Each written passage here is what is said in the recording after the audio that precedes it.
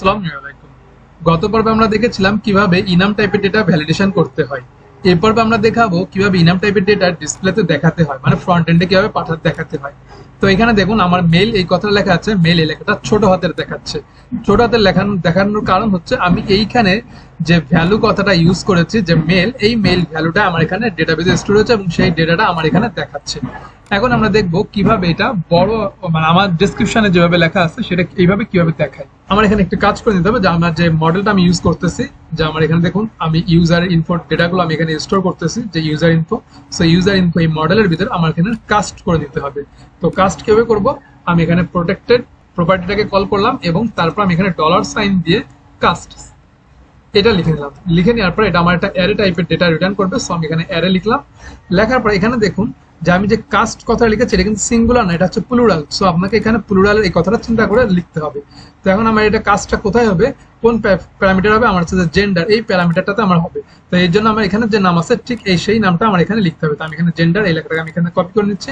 Copy করে নেওয়ার পর এখানে পেস্ট করে দিলাম। এখন জেন্ডার কিসের সাথে কাস্ট করবে, জেন্ডার কাস্ট করবে হচ্ছে যে জেন্ডার যে ইনাম ক্লাসটা আছে সেই ইনামের সাথে এটা কাস্ট করবে।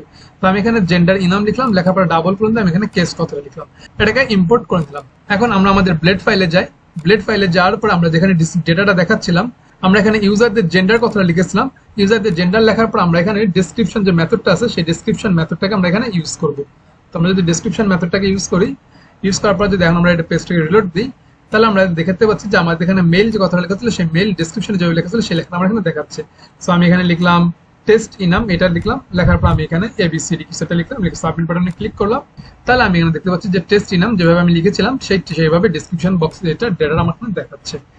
তো এইভাবে আমরা হচ্ছে যে আমাদের ডেসক্রিপশনে যা লেখা আছে হুবহু সেই লেখাটা যদি আমরা দেখতে চাই, তাহলে সেক্ষেত্রে আমরা এভাবে কাস্টিং করে নিয়ে দেখাতে পারি। তাহলে সেক্ষেত্রে আমাকে যে কথাটা মনে রাখতে হবে সেটা হচ্ছে যে আমি এখানে ইউজার ইনফো আমার যে মডেলটা আছে সেই মডেলের ভিতরে আসতে হবে এবং এখানে আমার কাস্ট এই কথাটা লিখে নিতে হবে, যে কাস্ট এই প্যারামিটারটা লিখতে হবে এবং এখানে কোন ফিল্ডের সাথে আমি কাস্ট করতে চাচ্ছি সেই ফিল্ডের নাম লিখতে হবে।